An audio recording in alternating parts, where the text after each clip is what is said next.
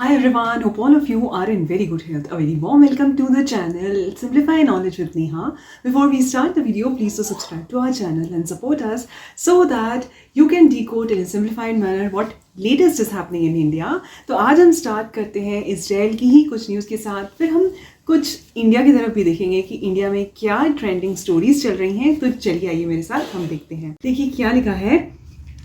Israel conducted another overnight raid into the Gaza Strip as a prelude to a full-fledged ground invasion. ठीक है, overnight ये हुआ. ठीक है, पहले भी जब ये वॉर की स्टार्टिंग हुई थी जो 2023 में ये इजरायलियंस और पैलेस्टीनियंस के बीच में जो वॉर है जब स्टार्ट हुई थी, तब भी ऐसे हुआ था कि ओवरनाइट इजरायलियंस पे अटैक हुआ, इजराइल पे अटैक हुआ. ठीक है, तो बहुत ही अनफॉर्चुनेट था. वो जब उठे सुबह तो अनफॉर्चुनेट सिचुएशन बनी हुई थी उनके वहाँ पे. वैसे ही अब भी वैसा वर्सा हो रहा है, वापस से जवाब भी उनको इसी तरीके से मिल रहा है. और ये जो सिचुएशन, जो ग्रिम सिचुएशन बनी हुई है, ये ख़त्म होने का नाम ही नहीं ले रही है. तो ओवरनाइट मतलब रातों रात ही जो रेड पड़ी, ठीक है, गजा स्ट्रिप के ऊपर जो इजराइल की तरफ से थी. ठीक है, और ग्राउंड इन्वेजन किया गया. ग्राउंड इन्वेजन का मतलब है, इन्वेजन मतलब जब्त कर लेना एक तरह से. ठीक है, जैसे ट्रूप्स वगैरह आ गई, ठीक है, गजा स्ट्रिप के ऊपर, तो उसको बोलते हैं ग्राउंड इन्वेजन. ठीक है, ग्राउंड फ्लोर को बोलते हैं, मतलब ज़मीन को बोलते हैं ग्राउंड एक तरह से. तो ग्राउंड इन्वेजन ओवरनाइट ही की गई. ठीक है, आगे देखिए क्या लिखा है. US planes hits targets in Syria. So basically मैं आपको थोड़ा शॉर्ट में बता दूं सीरिया का कहाँ पे इसमें रोल आ जाता है. बेसिकली 1967 के अराउंड सीरिया और इजराइल के बीच में भी वॉर हुई थी. ठीक है, अब क्या है, जैसे हमने पहले भी एक वीडियो में डिस्कस किया था, मैं ऊपर आई बटन में लिंक दे देती हूँ, आप ज़रूर देखिएगा वहाँ पे जाके, कि यूएस जो है वो इजराइल को थोड़ा सपोर्ट कर रहा है.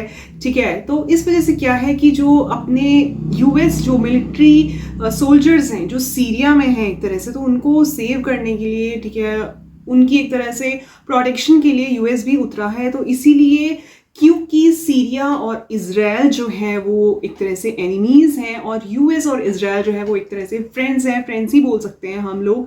तो इसी वजह से जो यूएस के जो फाइटर जेट्स हैं वो सीरिया पर भी अटैक कर रहे हैं और सीरिया और गजा स्ट्रिप, ठीक है, एक दूसरे को सपोर्ट कर रहे हैं. ठीक है, ये ऊपर का मैं आपको थोड़ा बैकग्राउंड बता दूं ताकि आपको क्लैरिटी हो जाए कि सीरिया का रोल यहाँ पे कहाँ पे आ जाता है. आगे देखिए क्या लिखा है इसमें. Even as humanitarian situation in the Palestinian enclave continue to deteriorate with hospitals on the verge of closing. ठीक है, पैलेस्टीनियंस की जो सिचुएशन है वो बहुत ही डिटेरियोरेट हो रही है, मतलब ख़राब हो रही है, क्योंकि जो हॉस्पिटल्स हैं वो क्लोज हो रहे हैं. क्योंकि ऐसी सिचुएशन में जहाँ पे ह्यूमैनिटी का नुकसान हो रहा है, वॉर लाइक सिचुएशन में जहाँ पे गजा स्ट्रिप में अटैक हो रहे हैं, ऐसा नहीं है कि वो अपने आप को सरपास करने दे रहे हैं. सरपास मतलब दबाने दे रहे हैं, ठीक है, इजराइल के द्वारा. ठीक है, वो भी मुकाबला कर रहे हैं, बट फिर भी जो है कंटिन्यूस अटैक्स हो रहे हैं गजा स्ट्रिप के ऊपर. तो वहाँ पे ऐसी सिचुएशन है जहाँ पे हॉस्पिटल्स की सबसे ज़्यादा ज़रूरत पड़ती है. ऐसी सिचुएशन में हॉस्पिटल्स जो है वो क्लोज हो रहे हैं. ठीक है, बेकरीज क्लोज हो रही हैं, बीइंग डिस्ट्रॉयड इन बॉम्बिंग. ठीक है, वहाँ पे बॉम्ब पड़ रहे हैं. ठीक है, एनिमी की तरफ से. एनिमी यहाँ पे इजराइल ही है. ठीक है, तो इसी वजह से जो हॉस्पिटल्स का नुकसान हो रहा है, बेकरीज का नुकसान हो रहा है. Setting a precondition for the release of hostages in Gaza, a Hamas official called for a ceasefire by Israel. ठीक है, इजराइल और गजा के बीच में सीज फायर क्या होता है कि ना आप अटैक करिए ना हम अटैक करेंगे. ठीक है, दोनों तरफ से एक तरह से थोड़े टाइम के लिए, ठीक है, समझौता होता है. सीज का मतलब होता है स्टॉप करना. ठीक है, फिर भी क्योंकि अटैक्स हो भी रहे हैं, ठीक है, इजराइल की तरफ से, लेकिन गजा स्ट्रिप मतलब जो हमास है, हमास मैं फिर बता देती हूँ मिलिटेंट ग्रुप को बोलते हैं. ठीक है, हमास के जो ऑफिशियल्स हैं, मिलिटेंट ऑफिशियल्स गजा स्ट्रिप में उनको बोलते हैं. ठीक है, उनका यही कहना है कि हम लोग ये प्रोटेक्ट करेंगे अपने को और अच्छे से लड़ेंगे. ठीक है, एक तरह से आम भाषा में अगर हम बात करें, आप हमारे पहले जो कैप्टिव्स हैं, कैप्टिव्स मतलब बंदी बना रखे हैं इजराइल में, वो रिलीज करिए ही करिए. हम आपका मुकाबला डट के करेंगे, हम झुकने वाले या दबने वाले नहीं हैं. Israel's 20 days of continuous bombing has failed to surpass the Hamas arsenal. ठीक है, आर्सेनल क्या होता है, जो वेपन्स का कलेक्शन है. ठीक है, Israel's 20 days of continuous bombing, 20 दिनों तक लगातार इसराइल की तरफ से बॉम्बिंग होती रही, बट फिर भी जैसे अभी अभी मैंने बताया है कि हमास जो है वो झुकने को तैयार नहीं है कि पहले आप हमारे कैप्टिव्स को रिलीज करिए। और तो और हमास का जो कलेक्शन ऑफ वेपन्स है, मतलब ऐसा नहीं है कि वो दब रहे हैं, उनका जो वेपन्स है वो भी काफ़ी तगड़ा कलेक्शन है, और वो भी ठीक है उसके बदौलत एक तरह से वो लोग झुक नहीं रहे हैं, which again fired rockets including long range missiles. ठीक है, लॉन्ग रेंज मिसाइल्स रॉकेट्स वहां से भी इसराइल की तरफ फायर हो रहे हैं।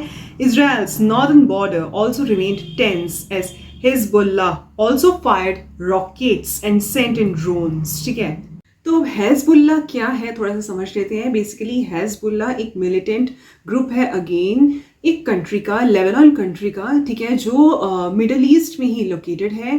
Basically that country is not that country, जो हेजबुल्ला जो मिलिटेंट ग्रुप है they are enemies with Israel, वो इसराइल के एनिमीज ज़्यादा हैं और पैलेस्टीनियन के दोस्त कम हैं। ऑल्दो ऑब्वियस सी बात है क्योंकि इसराइल एलाइज है, ठीक है, उनसे, ठीक है, तो इस वजह से ये अलाउड है कि पैलेस्टीनियंस जो हैं वो लेबनान में काम कर सकें, लेकिन फिर भी और भी उनको रिफॉर्म्स की ज़रूरत है कि जो पैलेस्टीनियंस को उनकी पॉवर्टी ख़त्म हो सके लेबनान कंट्री में, ठीक है, वो और अच्छे से काम कर सके।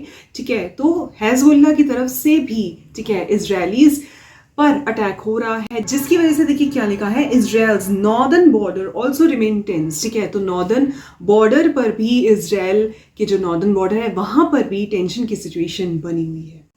तो देखिए आगे हम थोड़ी सी ट्रेंडिंग स्टोरी इंडिया के बारे में भी देख लेते हैं। ED raids on Chandigarh pharma firm, ठीक है, प्रोमोटर्स। ठीक है, फार्मा फर्म क्या होता है, pharma related to medicine and all. The enforcement directorate, ED का फंक्शन मैं फिर बता दूं, पहली वाली वीडियोस में मैंने बताया था कि ईडी का जो फंक्शन होता है मेनली जो इकोनॉमिक स्कैम्स होते हैं, ठीक है, फाइनेंशियल जो मनी रिलेटेड स्कैम्स होते हैं, घोटाले आम भाषा में अगर हम बात करें, ठीक है, उससे रिलेटेड जो मामले हैं वो ईडी के पास जाते हैं। Carried out raids on multiple premises of Chandigarh based pharmaceutical company Parabolic Drugs. ठीक है, पैराबोलिक ड्रग्स जो है वो एक कंपनी है जो फार्मास्यूटिकल कंपनी है, मतलब कि जो मेडिसिन का मैन्युफैक्चरिंग करती है। ठीक है, वहाँ पे जो है ईडी ने अपनी रेड डाली है। जब किसी मेडिसिन्स वाली जो कंपनी है वहाँ रेट डलती है, वहाँ सीधी बात यही है कि कुछ ना कुछ आर्टिफिशियल वहाँ पे मैन्युफैक्चर हो रहा होगा या कुछ मनी लॉन्ड्रिंग का जो केस है वो हो रहा होगा। And its promoters Vineet Gupta and Pranav Gupta as a part of money laundering investigation linked to an alleged bank loan fraud case. ठीक है, मनी लॉन्ड्रिंग का बेसिकली केस है। मनी लॉन्ड्रिंग मतलब कि मनी स्कैम एक तरह से। ठीक है, जो बैंक लोन केस है, बेसिकली क्या होता है, ऐसे जो घोटाले होते हैं उनमें होता क्या है कि वो लोग बहुत बड़ा सा करोड़ों का लोन ले लेते हैं, लेकिन वो रिटर्न नहीं करते। ठीक है, इतना जो लोन ले लिया, इतना पैसा ले लिया बैंकों से, लेकिन जो भी इंटरेस्ट रेट होता है उसके अकॉर्डिंग जो है किसी को भी, ठीक है, जब जो लोन लेता है बैंक से उसे रिटर्न भी करना पड़ता है। लेकिन जो इतने इतने ह्यूज अमाउंट का लोन ले लेते हैं लेकिन वो वापस नहीं करते, तो मनी लॉन्ड्रिंग केस में फिर ईडी उनको ठीक करती है।